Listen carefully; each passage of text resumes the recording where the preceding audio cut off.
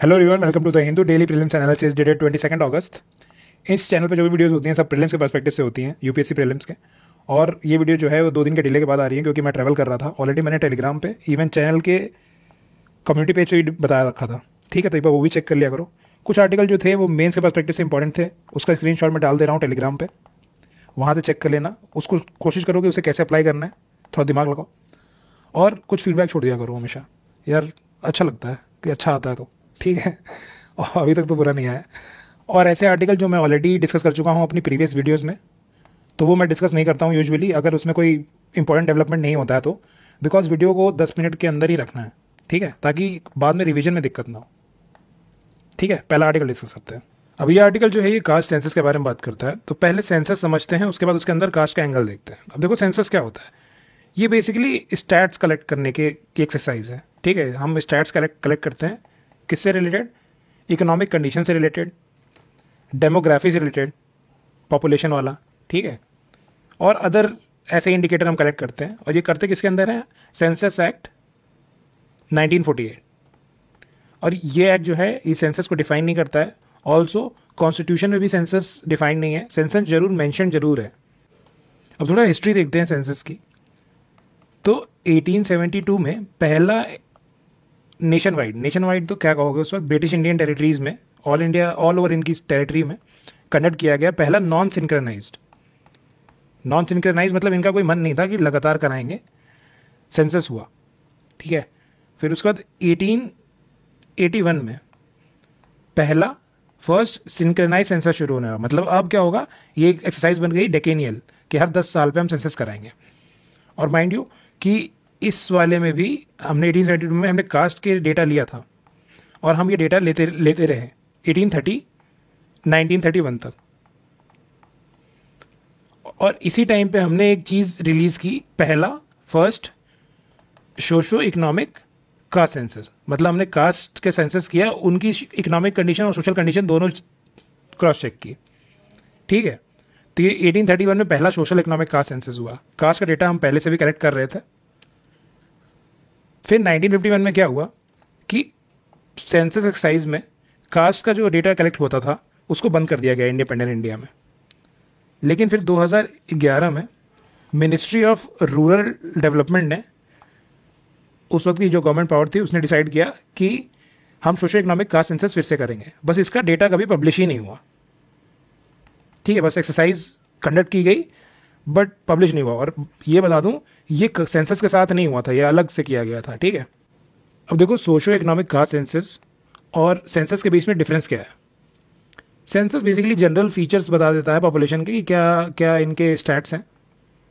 और socio economic जो caste census है ये हमें सोशल इकोनॉमिक कंडीशन बताता है कुछ कास्ट की। ठीक है, और इससे हम क्या करते हैं, हम इसे आइडेंटिफाई करते हैं बेनिफिशरीज जिनको स्टेट सपोर्ट चाहिए। ठीक है, तो इसका डेटा जो है वो गवर्नमेंट अथॉरिटीज़ जो हैं यूज़ कर सकती हैं। बट जो सेंसस का डेटा होता है ये कॉन्फिडेंशियल होता है अंडर सेंसस एक्ट 1948। तो ओपन नहीं होता है ये यूज़ करने के लिए। इवन कोर्ट्स इसके डेटा को एक्सेस नहीं कर सकते। ठीक है, तो ये कॉन्फिडेंशियल एक्सरसाइज है। और कंडक्ट कौन करता है? ये करता है office of registrar general and census commissioner. किसके अंदर?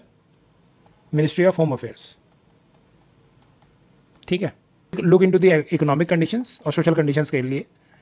बट इसमें प्रॉब्लम क्या है, ये बहुत डिवाइसिव है कि अगर हमें पता चल गया एक बार तो हम क्या करेंगे, हम एक्सप्लॉइट करेंगे उस डेटा को वोट बैंक के लिए अपने। ठीक है, तो यही एक मेरी मेजर प्रॉब्लम है। ये आर्टिकल बार बार उठता रहता है, इसलिए मैंने एक बार डिस्कस कर दिया पूरा, इतनी ही मैटर है बस। ठीक है, तो इकोनॉमी में आप एक टर्म पढ़ोगे, फैक्टर्स ऑफ प्रोटेक्शन। ये बेसिकली 4 होते हैं। क्या होता है? Land, labour, capital and entrepreneurship.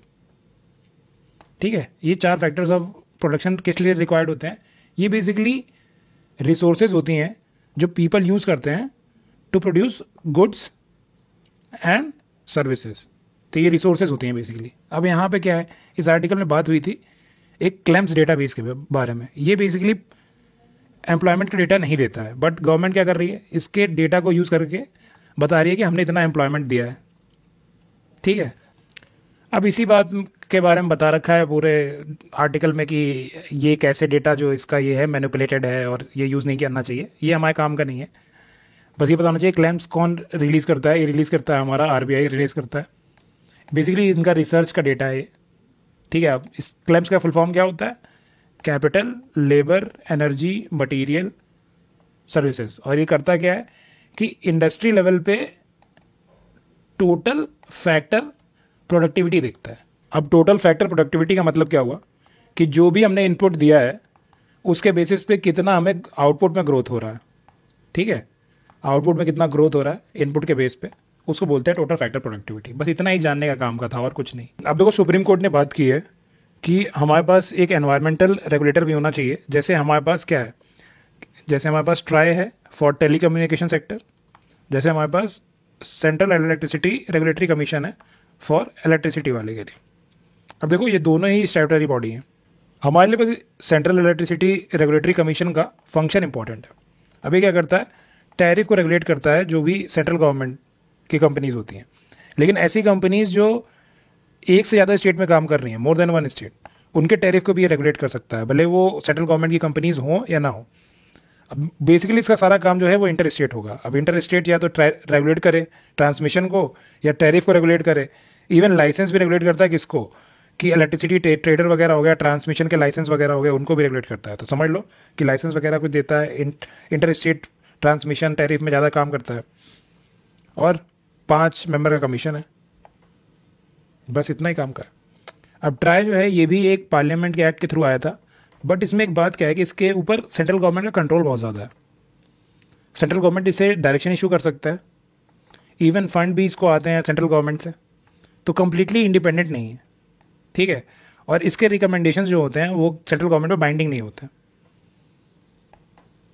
ये टेलीकम्युनिकेशन के जो भी टैरिफ वगैरह हैं उसका रेट जो है गैजेट में पब्लिश कर सकता है, ऑफिशियल गैजेट में। गैजेट बेसिकली क्या होता है, समझ लो गवर्नमेंट का एक नोटिफिकेशन प्रोवाइड करने का तरीका है, एक डॉक्यूमेंट, ठीक है।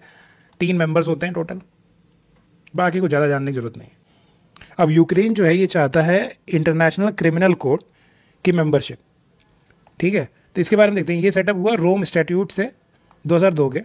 इंडिया इसका मेंबर नहीं है, ठीक है। Also it is not a UN body, UN body नहीं है। जो यूएन बॉडी है वो इंटरनेशनल कोर्ट ऑफ जस्टिस है, वो एक यूएन बॉडी है, ठीक है।